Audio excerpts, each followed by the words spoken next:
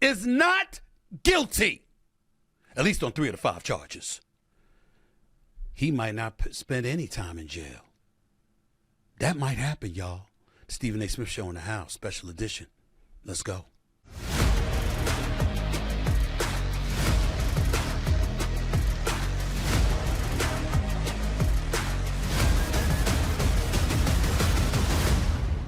What's up, everybody? Welcome to the latest edition of the Stephen A. Smith Show, coming at you usually at the very least 3 times a week over the digital airwaves of YouTube. Having said all of that, forget all of that because that don't matter today. Today is a special edition, and I'm getting right into it. Let's get started. P. Diddy was found not guilty on 3 of those charges. The Diddy sex trafficking trial verdict is in. Jurors in Sean Diddy Combs' federal criminal trial acquitted him of the most serious charges, racketeering, conspiracy, and sex trafficking, but found him guilty on 2 counts of transportation to engage in prostitution. Combs could receive a prison sentence of up to 20 years. The maximum is 10 for each of the transportation counts. If he had been convicted of any of the other counts, the 55-year-old could have faced life imprisonment. The defense has asked that Combs be released while he awaits sentencing instead. A request the prosecution opposed, of course. The judge said he'll make a decision after the sides submit letters at 1 p.m. Eastern time earlier today. At the time of this taping, we were still awaiting a decision from the judge as to whether or not P. Diddy would be let out on bail. After the verdict, Combs faced the courtroom gallery and clapped, and his family and friends erupted in applause. Ladies and gentlemen, to a lot of you, this was a shock. As this trial unfolded, I can't sit up here and say to you today that it's a shock. Because time and time again, we repeatedly asked on this show, where is the case for sex trafficking being made? Where is the case for racketeering and those RICO charges? Where is that being made? And the jury spoke earlier today and said it wasn't made, not enough to our satisfaction. And as a result, we are going to let him out. What exactly did they let him out on? Let's go over that again. Count 1, racketeering conspiracy, up to life in prison. That was the penalty. P. Diddy was found not guilty. Count number 2, sex trafficking of Cassie Ventura, his former girlfriend, that we saw him on video hitting and kicking. That drew a minimum of 15 years and a maximum of life imprisonment if convicted. He was found not guilty. Count number 4, sex trafficking of Jane, the Jane Doe, another ex-girlfriend, a minimum of 15 years and a maximum of life imprisonment. He was found not guilty. For those of you who don't understand it, Jane is basically a placeholder named in the U.S. and some other legal systems when the identity of a person is withheld, okay? So that's why they say Jane Doe. He was found not guilty on that charge. Here's the charges he was found guilty on.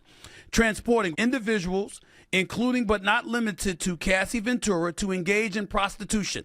A maximum sentence of 10 years in prison. He was found guilty on that charge. He was also found guilty on transporting individuals, including but not limited to Jane, to engage in prostitution.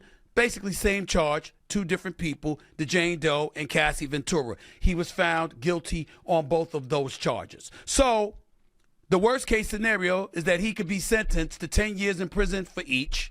Okay, and that he could face up to 20 years. Everybody that I've spoken to, and I'm about to bring you 2 legal experts to explain all of this to you. Everybody that I've spoken to said, forget 20 years.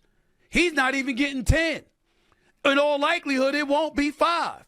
And there's a slim possibility that he'll get 2 to 3 years. So you've got people out there speculating that it could be 1 to 0 as it pertains to the amount of time that P. Diddy spends in jail.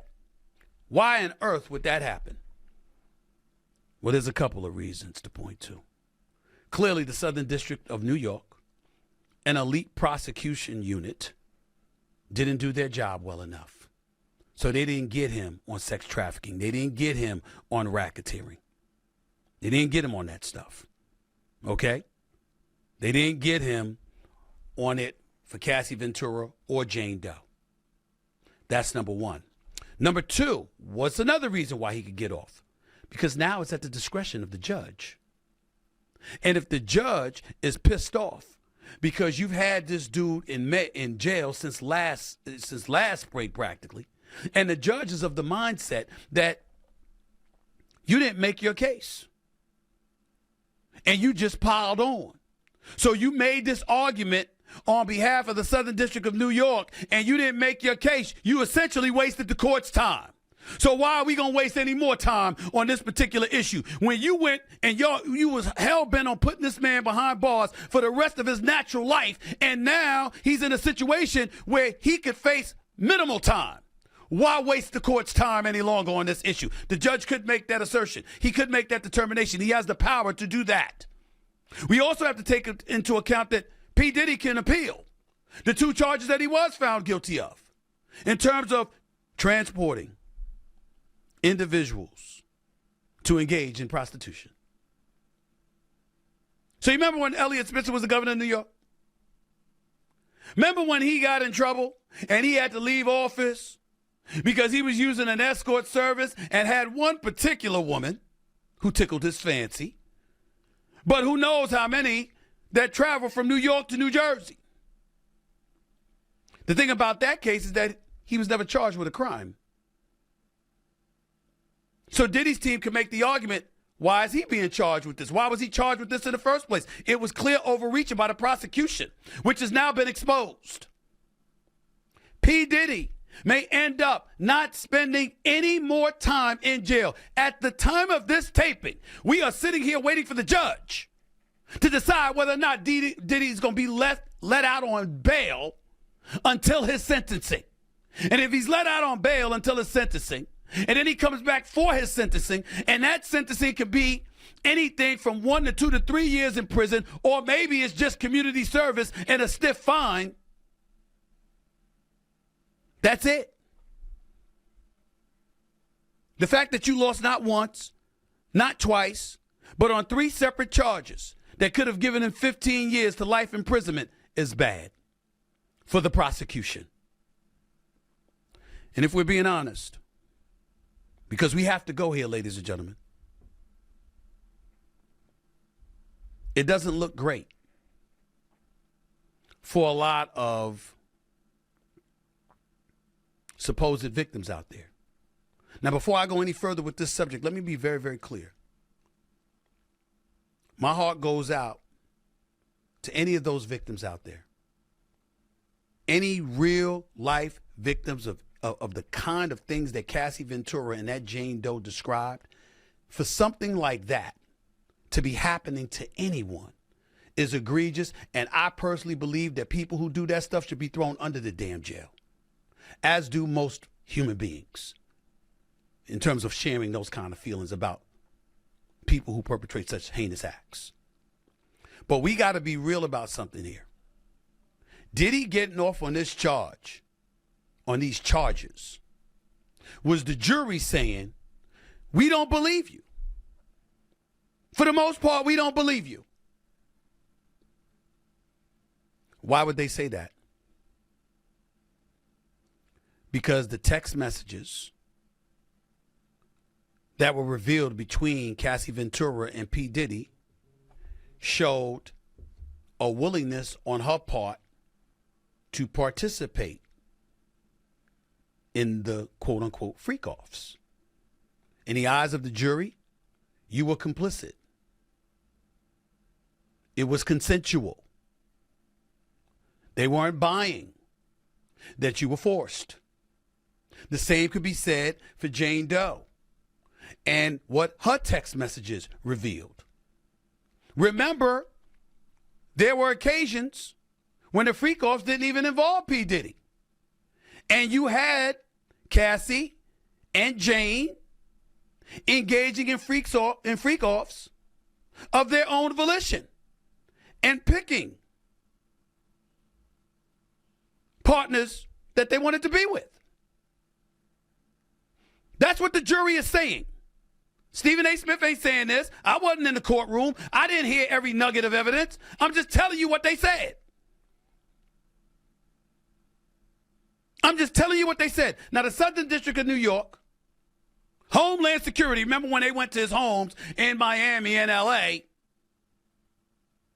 And of course, attorneys for the alleged victims are going to have their own things to say. And let's hear what they have to say. Let's put it right up for everybody to see.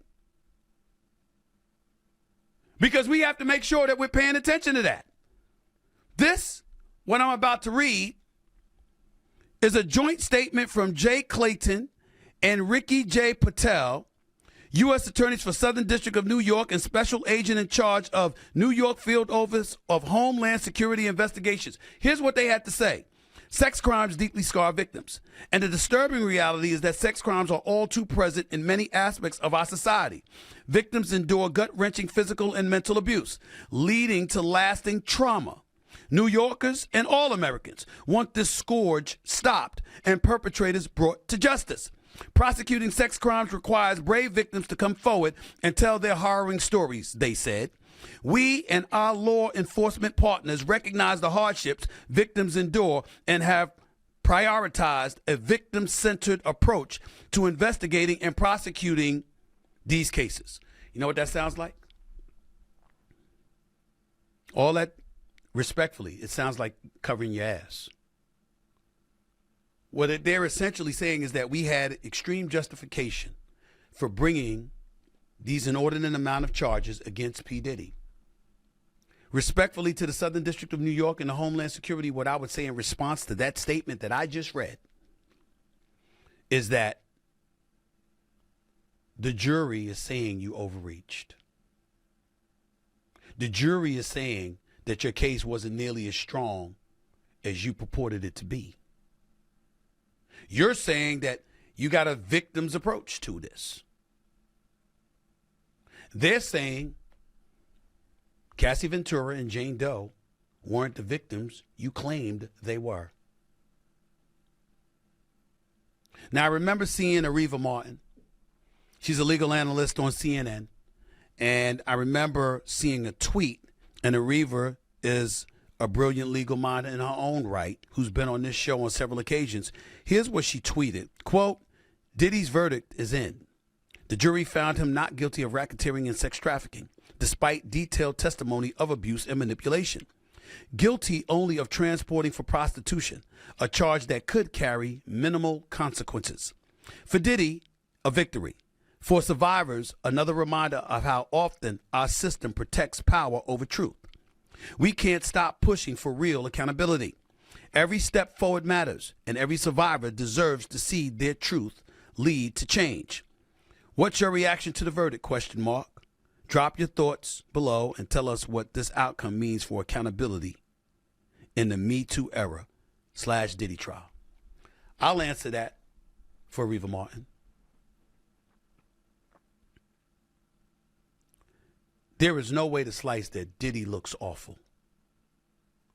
That video is something he will never get past.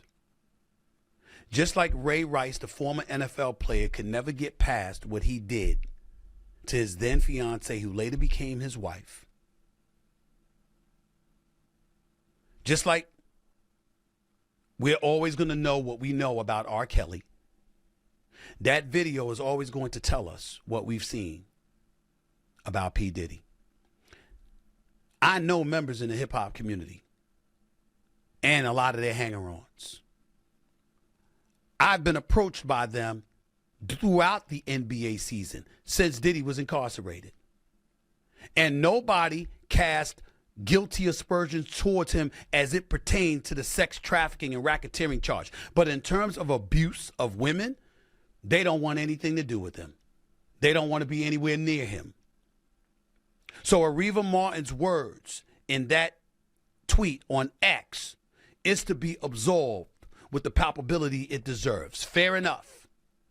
But there's something else that needs to be said. And that something else that needs to be said is this.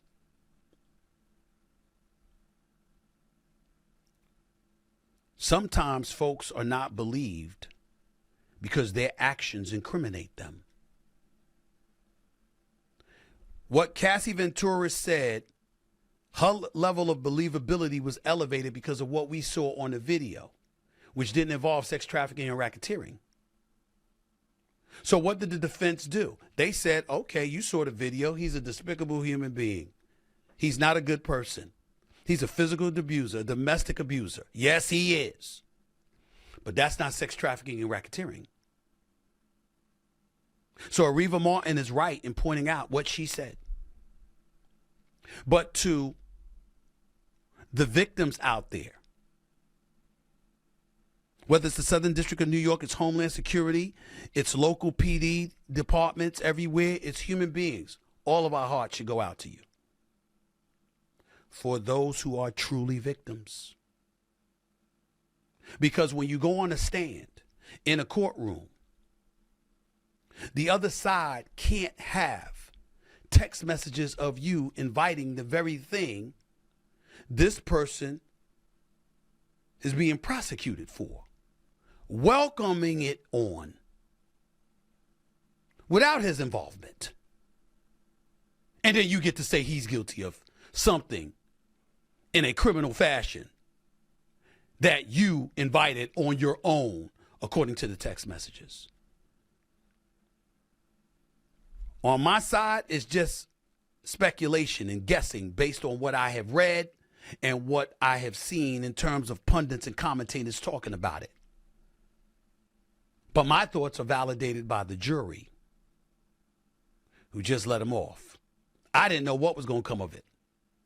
I didn't say a word about his guilt or innocence because I didn't know.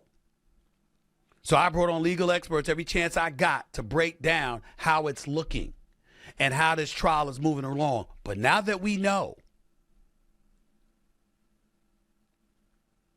when the Southern District of New York and Homeland Security, they can talk all they want to about serving the victims and making sure to build their cases based on what the victims are telling us. Fair enough.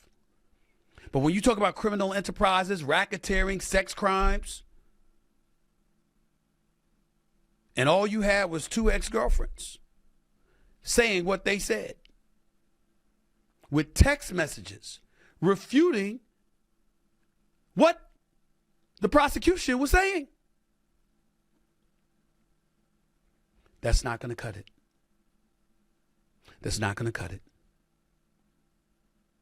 Just the experience alone that Diddy endured, hopefully, will serve as a strong deterrent for anybody out there even thinking about engaging in the kind of acts that P. Diddy was accused of. Hopefully it will be a strong dissuasive measure because, my God, a lot of what they said about him was despicable. And let's be real, some of it was true based on the video we saw. And the two guilty counts of transportation, of transporting individuals to engage in prostitution. So hopefully this will be a strong deterrent. But it's important to recognize that your case needs to be strong. That the accusations need to be backed up by substantive evidence to convict any no-good bastard that would do such things. And a jury of his peers said when it came to sex trafficking and racketeering involving a criminal enterprise, we do not believe you. We believe P. Diddy and his team.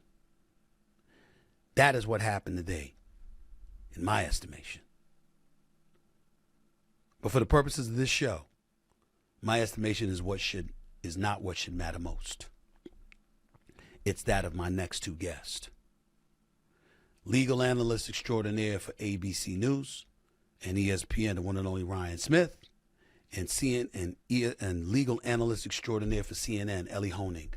Together, both have watched this trial from start to finish. Both are lawyers. Both know what the hell they're talking about. Both are here with me right now. Both have educated us all from day one about this trial and the potential outcomes that could come from this trial. Well, now we know what it is. Ellie, I'll start with you. Your thoughts upon learning what the verdict was. Shocked, but also not shocked. So not shocked, Stephen, in the sense that Both Ryan and I have been urging caution from the start that this was never going to be a cakewalk for prosecutors. I said to you, I think on your show, the RICO charge always felt like an overcharge to me.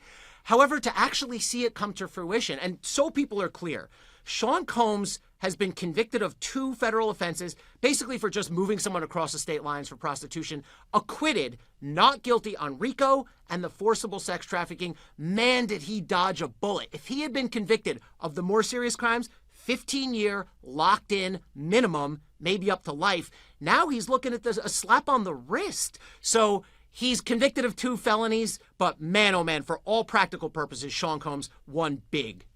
Ryan, your thoughts? I was not surprised at all. And we talked about this a couple weeks ago, how this was looking less and less like a convicting case on RICO charges. And I think, Ellie, you touched on it. RICO cases are complicated cases. You got to get that jury to believe that there's a criminal enterprise here, that he is at the head of it or a big part of it, instructing all these people to do these crimes. But we don't convict people for bad behavior. And I think what the prosecution had trouble with, and we even saw it with the jury coming back with notes, is taking all that information they gave them and trying to whittle that down into, I see a criminal enterprise designed around this forced sex trafficking and forcing these women to do these freak offs and other things. And I think maybe they saw too many elements of consent here. This is a case that was hard for them to tie together in the first place. Ellie, I think you're right. I think they kind of overreached in charging it this way, but this is how they're trying to do these cases. But at the bottom line here is, even when you saw the jury notes come back, I thought I saw a jury that was struggling with aspects of RICO, struggling with aspects of sex trafficking. And that, to me, showed me that this was not going to be a conviction on those top charges. Ryan, I'll stay with you to answer this next question first. Was there a moment in this trial where you saw what you saw? Was there one moment that stood out above everything else that made you say the prosecution could be in trouble here? Yeah, the biggest moment was 2 moments. First of all, after their case, I was left wanting. I wanted to see people like Christina Quorum come up, who was one of Diddy's prime assistants, who a lot of people mentioned was the person who connected a lot of these dots. And they didn't have her. They weren't able to produce her as a witness. That was a big thing. I was left lacking there. And the biggest moment for me was when the defense took 23 minutes to basically say, hey, we're not doing anything here. We're not going to put much out there except text messages. Text messages that in their mind showed consent. And that's what you as the defense are leaving the jury with. You're leaving these text messages from the primary 2 women in this case that talk about how much they like him, how much they're looking forward to seeing him. And that was them trying to show this jury, these are consenting adults. This is not a sex trafficking ring, despite what you might have seen on video or anything like that. And so those 2 moments, when I saw those 2 things, I said, I don't know if they're going to be able to get this. Ellie, before I go to you, Ryan, let me just stay with you for this one quick answer. Are you saying that the defense took just 23 minutes total? Yeah, just 23, not long, 23 just 20 to under 30 minutes. And that's not uncommon, but it's not uncommon when you think you have a great case and you're like, I'm not going to put much else out there. I'm not going to call witnesses because I think this is a slam dunk for us. And we're going to ride with what we got, which is those text messages. When you see that, that's a message to the jury of, hey, jurors who think there is consent here, here's your consent. Take that into the jury room and acquit him on those charges. Ellie Honing, what moment stood out for you? I think the defense did 2 really smart things. If you think back to their opening, they did something really unusual. Usually a defense lawyer gets in front of the jury and says, he's a wonderful person, all these witnesses are filthy liars, and you should throw the whole case out. That's not what the defense did here, though. They got up and they said, he's a bad guy. He committed acts of domestic violence. Your stomach's going to churn when you see it. But you know what? He's not what they've charged him with. He's not a federal racketeer. He's not a federal coercive sex trafficker. It was a gutsy approach, but it worked. It gave them credibility with the jury, and it ended up being the exact right approach. And then to jump to closing, as Ryan was saying, they did something really remarkable in the closing, the defense closing. They said basically, the lawyer stood up, he did a wonderful job, and he said, this is a tale of 2 stories. They want you to believe what you heard from these witnesses who have mixed motives. All we want you to do is believe the texts. And when you can put a human being's memory and emotions in the one hand and just cold hard texts in the other, and all you have to do is show reasonable doubt, that's a recipe for a win. Ellie, any specific text stand out in your mind as you recall? Gosh, there was a bunch along the lines that Ryan talked about where Cassie and the pseudonymous Jane, the other victim, were saying things that were showing not just consent to engage in the freak-offs, but at times enthusiasm, at times initiating them, at times, how do I help? Let's bring the guys in, let's get the supplies in. And it's really hard for prosecutors to stand in front of a jury and say they were coerced. And the prosecution ended up sort of falling back on this like psychological theory of coercion and victim mentality.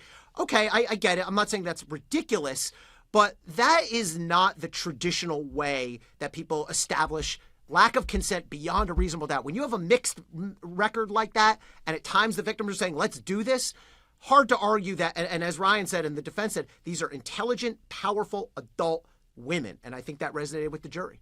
Ryan, listening to Ellie, what did you want to add? I see you nodding your head. Yeah, Ellie's making such a great point, because here's the problem. Especially, I think about Jane and some of the text messages she sent and her involvement in this. Yes, she might have felt in many ways that she was forced into the situation, coerced in the situation, but a lot of times jurors want that hard evidence that they can see, that they can feel, that they can quote in the jury room. So when Jane is talking about, and I feel for her when I say this, when Jane is talking about, I was in this difficult situation, at least I wanted to control the people that I'd be having sex with. So I would be the one picking the escorts. I would be the one sending instructions. That put the prosecution in an extremely difficult place. And you got to go with what you got. I mean, that's what they had. But in many ways, Ellie makes a great point here. You have this information for the jury that shows her doing these things, and it's a hard leap to say, but you were coerced, but you're making the arrangements, but you were coerced, but you're sending the text messages of love. You're saying you can't wait till the next time that we do this. I think that just always made it a tough case, because Stephen A., what you're talking about is you're trying to make Sean Combs analogous to a mob boss. You're trying to say he's out there, it's organized crime, he's directing all these individuals to coerce these women to do these things. And then you have these text messages and this other information and them setting up some of these arrangements. Those two things just don't go together, and it seems like they didn't go together for the jury. You guys are brilliant legal minds. I'm not being hyperbolic when I say that. You guys know what the hell you're talking about. But I think it's safe for me to assume that people who work for the Southern District of New York would know what they're talking about as well. And so, Ellie, I'll come to you first. How the hell do you engage in this overreach? How do you not see what Ellie and Ryan saw in terms of the charges you had decided to rain down upon P. Diddy? I mean, they look very, very bad today. What did you say? I am speaking to you as a SDNY alum. I worked there for almost a decade. I was the chief of organized crime. I used to teach the class inside the Justice Department on racketeering. What Ryan said is exactly right. Look, I was the king of aggressive use of RICO. I was criticized by defense lawyers. You're being pretty aggressive here with how you're... Even this is too much for me. I think the SDNY got busted here, and I think they deserve criticism in a couple senses. One, overcharge this case. The jury's verdict tells us that, but you and I, Stephen, I told you before this trial started, the RICO charge feels like a serious overcharge. Let me just give you a little, a sort of nuance that to me was outrageous. The SDNY tried this case with 6 AUSAs, 6 prosecutors. Okay, I was there, the whole time I was there, I never heard of a single case being tried with more than 3. I tried a case one time involving 3 gangsters, the boss of the Genovese family and 2 hitmen. We tried them for 5 separate murders. We did it with 3 AUSAs. When you bring in 6 to go after one guy, not only is that ridiculous, it feeds into the defense theory of this is a pile-on. Everyone's trying to get their pound of flesh off this guy. I'm saying the defense argument here. The victims all wanted to be famous. They all want to get paid in their civil suits. Guess who else? They didn't say this explicitly, but it was definitely present in the courtroom. Guess who else is trying to get theirs off this guy? There's 6 prosecutors piled up on this one guy. I think the SDNY botched this case. It's a black eye for them, and they deserve it. They screwed it up. What about you, Ryan? Yeah, Ellie, I think you make a great point. First of all, I do think they screwed this up. And Ellie, I know you know this because you've been there. This is one of the best group of federal prosecutors in the country ever. I mean, this is, and I told you this in the beginning, Stephen A., this is a top-notch group. Top-notch. But Ellie, I wonder in all of this that what they're doing is 2 things. First, when they first brought this case, the first thing I thought was the R. Kelly case. There was a conviction there in the R. Kelly case. It was a bit of a stretch when you look at RICO and how it's typically done, but they got a conviction. Yes, it involved minors. Yes, that means no consent. But I wonder if they tried to make that leap and say, hey, we did it there. we can do it again. I wonder if that was part of the thinking. And then on the on the overcharging, I agree with you, but I think it was almost a sense of, if we can win this thing, we are sending a message to everyone out there who might be a, no pun intended, bad boy. We're coming for you, and we have the ammo to do it because we got this conviction. I wonder if that was part of the thinking. Let's remember the sequence here, okay? The civil cases came first. Then the SDNY, I'm speculating here, but I've been inside those walls, started to feel pressure because, oh my gosh, look, Sean Combs, it wasn't that long ago that Sean Combs had a very good reputation in the public, right? I know there's always been murmurs about him, but I mean in the general public. So all of a sudden these civil cases land, dozens of them, bang, bang, bang. I promise you somewhere within the SDNY, someone said, oh, people are going to start looking at us. Do we need to take a look at that? And then they jumped on this thing and they overcharged it. And I think part of the strategy here is a little bit of game theory. It could also be that their theory is, well, let's charge them with all these heavy things with RICO and whatever, and maybe they get them on RICO, maybe they don't. But juries like to compromise, and maybe they'll compromise so they give us the forcible sex trafficking, which would have been 15 to life, but they didn't even get that. So the juries just really, look, they rejected the credibility, by and large, of these victims, of these witnesses, and to an extent they rejected the credibility of the prosecutors, of the SDNY. I don't take, we used to say like we're like the Yankees. I mean but the Yankees lose games, the Yankees lose World Series, As an aside, Ellie, staying with you for a second, would you classify this as arguably the most devastating blow to the Southern District of New York District Attorney's Office? Oh, that's a good question. So now I'm thinking about other very high-profile affairs. Well, we prosecuted. I was part of the fourth trial. We tried to prosecute John Gotti Jr. 4 times. Right. I was on number 4. We all of those hung. So I would argue that's probably. I'm arguing for myself having a worse one than that. Yeah. The SDNY. I'm trying to think of other high-profile failures and rejections. I mean, look, the list of convictions goes from Martha Stewart to Michael Milken and the bond raiders back in the 80s to leaders of terrorist groups, the people who bombed the World Trade Center in 93, the people who plotted 9/11, the people who bombed our embassies in Africa in 98. I mean, tons of mob bosses. I had plenty of successes too. This is an office that has a long, proud tradition of charging and convicting the heaviest hitters. So in terms of a high-profile setback like this, Gotti's the closest thing I can think of. Can I jump in on that real quick, Stephen A? Go ahead. Yes, please. I think the one thing that makes me think that this is one of the biggest in their history is, and Ellie, you mentioned all these mob heavy hitters, people that we've read about all over these years, things that the SDNY has gotten convictions on, people who they've put behind bars. But Diddy is different in one way.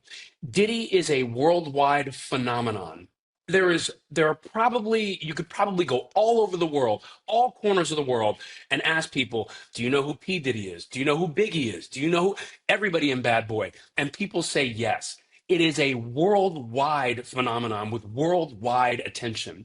And a high-profile loss like this has got to sting. I'm not saying John Gotti and others aren't worldwide in that, but now we fast forward to 2025, we have the internet. People all over the world can see this. And I think that makes this one of the biggest black eyes on the SDNY in history, because now you have this loss, not only high profile in America, not only high profile in the papers, but high profile around the world. Well, as a non-legal mind, but just a viewer or an observer, one could look at it and say that what you just articulated, Ryan, the sting of that would subside to some degree or dissipate to some degree if him being guilty of 2 counts of transportation to engage in prosecution ended up with a 20-year sentence. If the man, nobody thinks that, and I get that, but what if the judge turned around and said, your behind is going away to jail for 20 years. I think that would stink too. Wouldn't you say that, Ryan? And what do you think the possibility of that happening is? It's not a possibility, not a good one, because he's still hemmed in by the federal sentencing guidelines. And they're going to look at this and they're going to say, okay, we see that it's a maximum 20 years. But then the judge, while he has some discretion, he's limited in some ways. He's got to look at some of these different factors involved. Were there minors involved? No. The severity of the crime. Were people forced or coerced? Well, we heard the jury on that part. And in that way, he's a little bit hemmed in. So Ellie, you can correct me if I'm wrong on this, but I don't see this as being maximum 20 years. I see it being far from that. He's also got time served, which is another year. I see this being far from that. I agree. And by the way, don't be shocked. It's possible, realistically possible, the judge walks Diddy right now and gives him bail immediately after the verdict. And that's what Diddy's lawyers, as soon as the verdict came in, said, we want him out. Now, let me break down where the sentence, Ryan's right. The SDNY is scrambling here.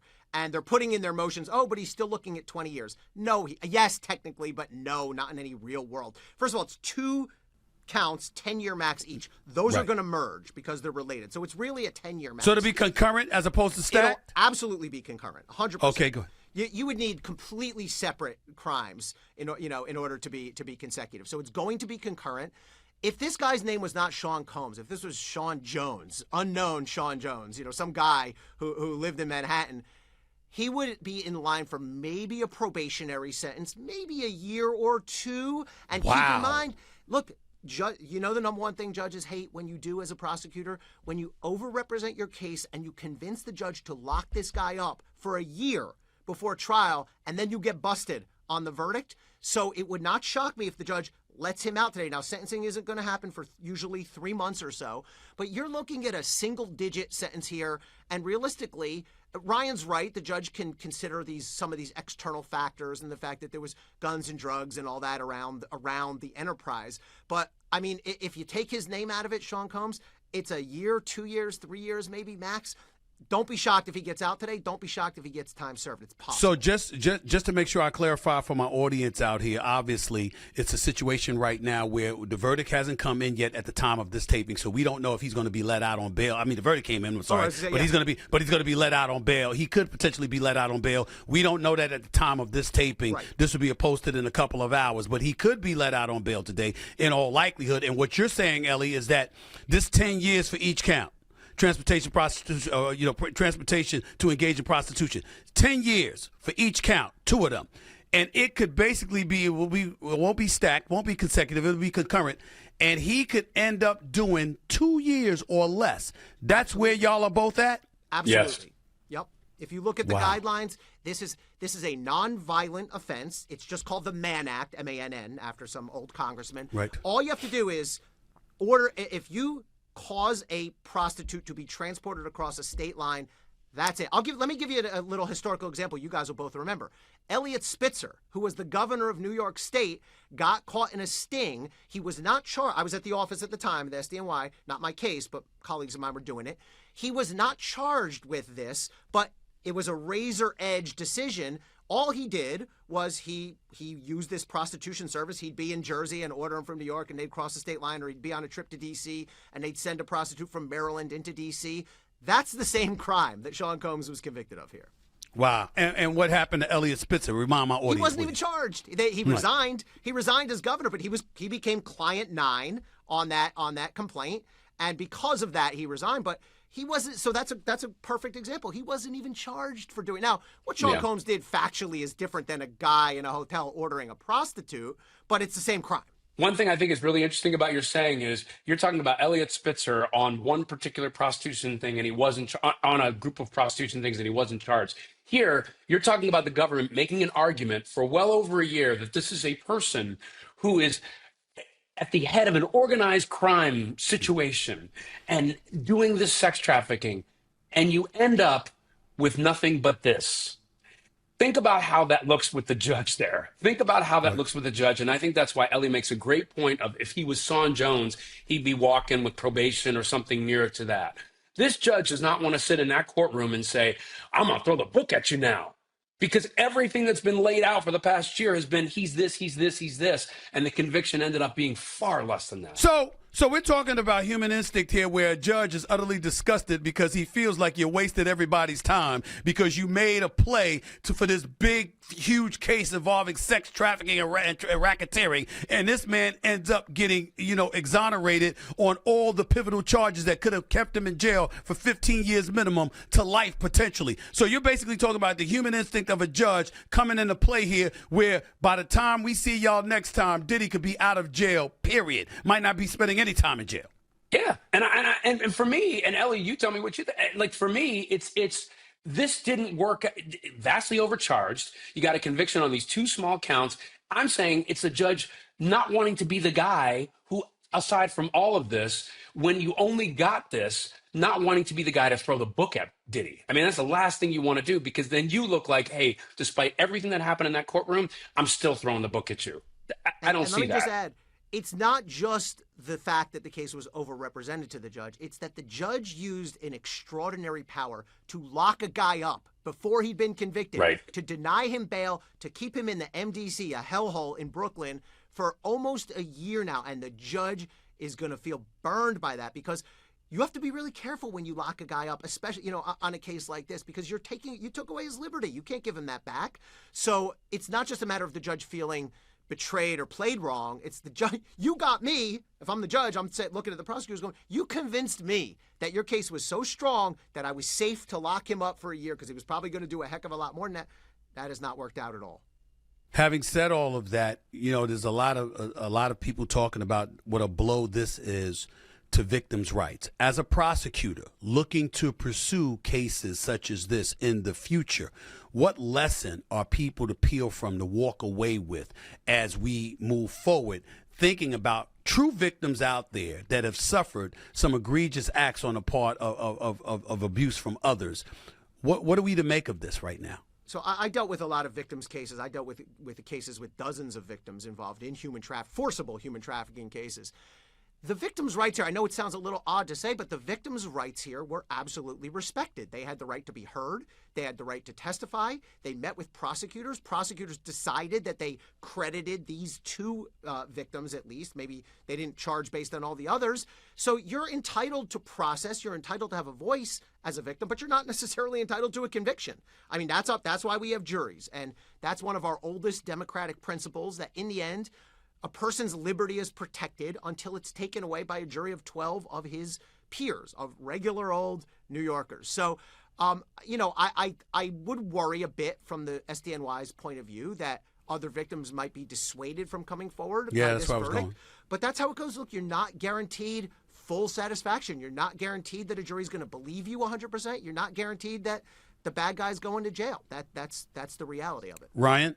I think the problem, though, is it's going to have a chilling effect, because I think when people look at victims in situations like this, put yourself in the shoes of Cassie and of Jane. For the past year plus, they've had to recount everything they've been through. Not once, not twice, over and over and over again. And then they're in the courtroom facing the person that they have claimed did this to them. And they're having to face him in front of the world, their name everywhere. And after all of that, they end up with this. I think in that situation, it puts a difficult strain on prosecutors and people trying to represent victims' rights, because I think it puts them in the position of, you say, hey, there's no result guaranteed, but we're going to go in there and we're going to push your case. And victims can point to, well, what about what happened to Cassie and Diddy? What about what happened to Jane and Diddy? They sat there for years doing all this, going through everything they went through, and they ended up with what? He gets time served. He's walking. He only gets a little bit of time. There's just no way around it. It's going to have a chilling effect, I think, for some people. But the hope is that people who represent victims' rights can still say, look, you still got to try if this happened to you. Ryan, that's one side of it, and I wholeheartedly agree with the both of you on this. But when we talk about prosecutors and victims' rights advocates, we have to pay attention also to what the jury is saying. The jury is saying that for the most part, we didn't believe those victims. We didn't believe them to be as victimized as they claimed. So in light of that reality, what does that do? What kind of a picture or does that paint moving forward in the future? I'll start with you, Ryan, on that one. I think it paints a difficult one, Stephen A., because think about relationships that end up in crimes. They don't always start off as being crimes. It's not like people, I think I keep going back to these text messages and thinking about how we all text each other. In bad situations, we might be angry, but we're still texting texts of love. We're still texting, hey, I want to be with you. We're still trying to resolve conflict. But now, when you think about a situation like this, that's going to be used against you. I think it puts everyone in a bad situation. I think for prosecutors, it just kind of says you have to roll with what you have.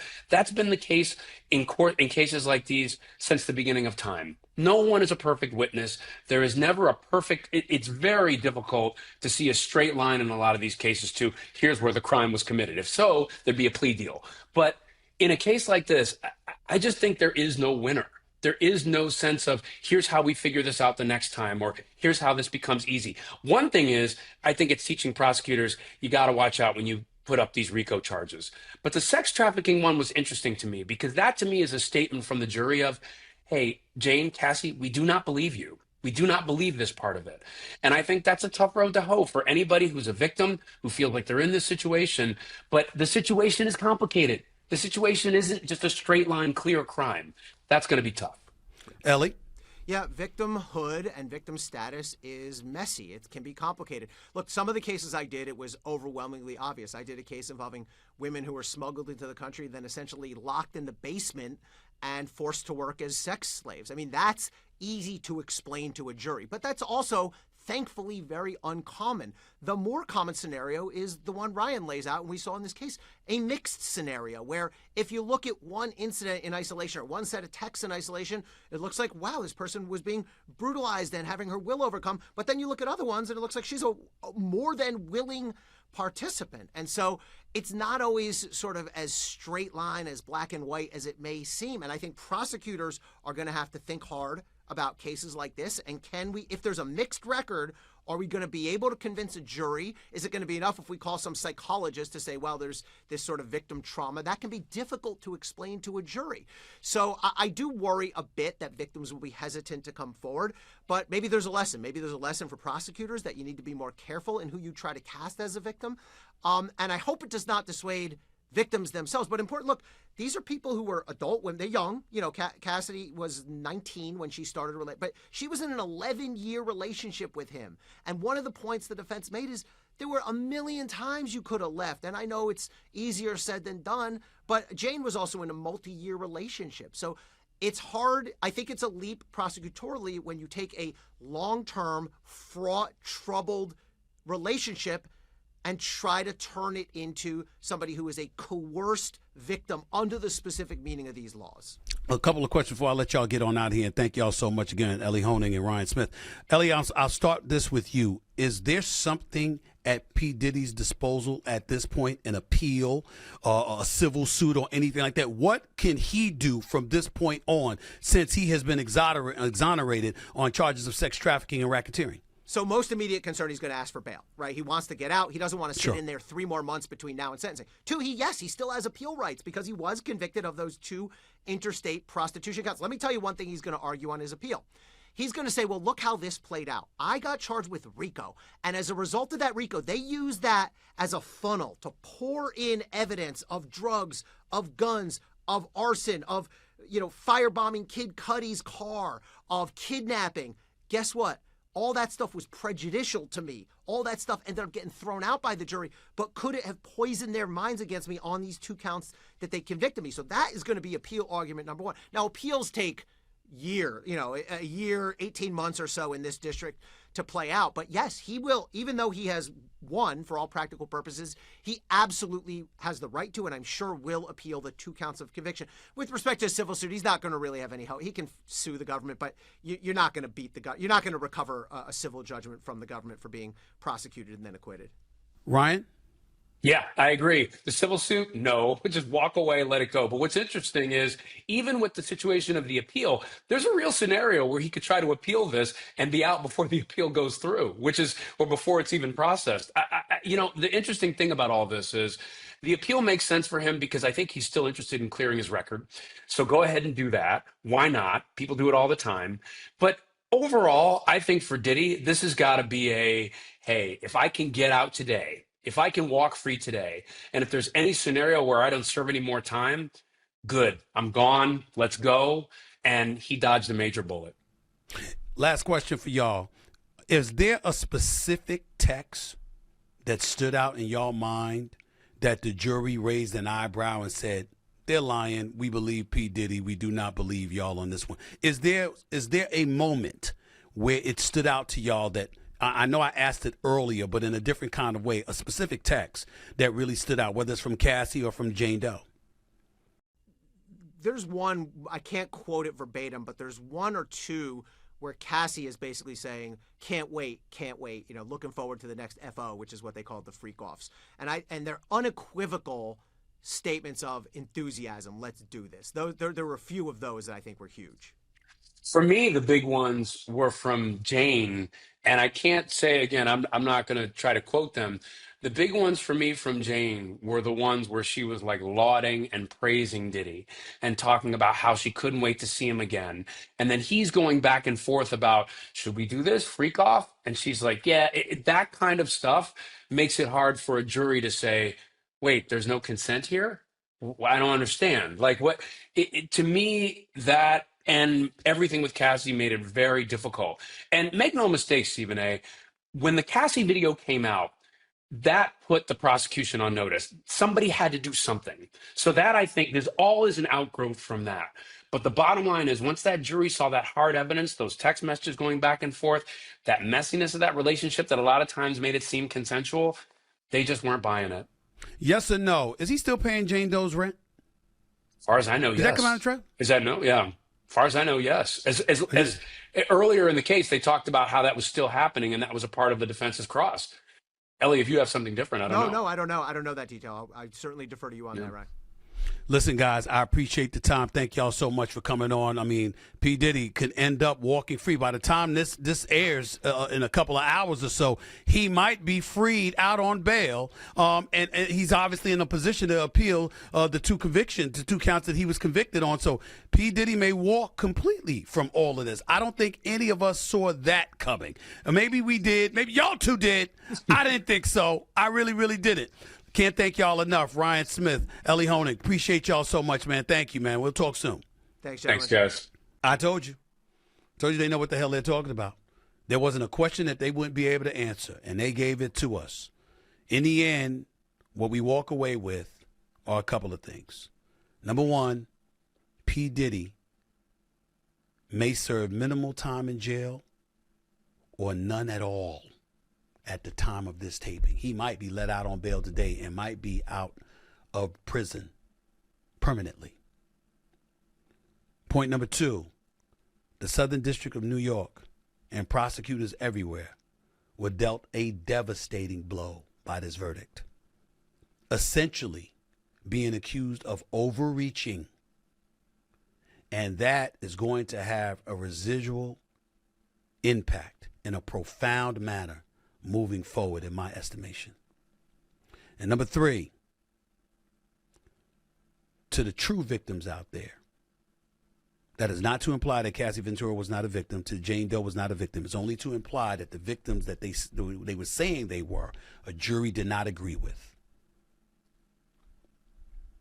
My heart goes out to any victims out there suffering anything close to what P. Diddy was being prosecuted for.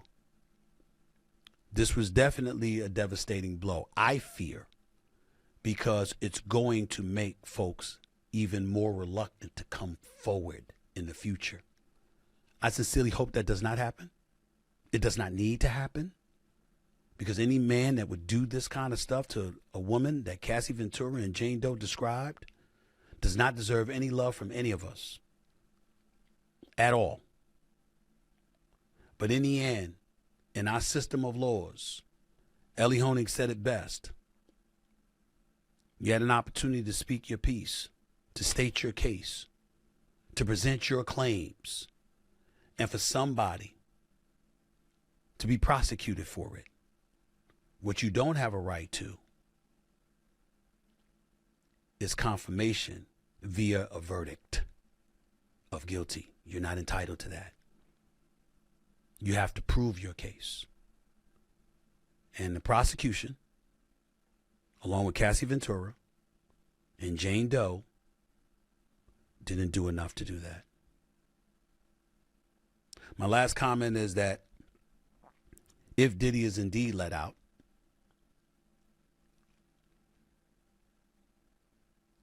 on bail, and he's not going to see any more prison time,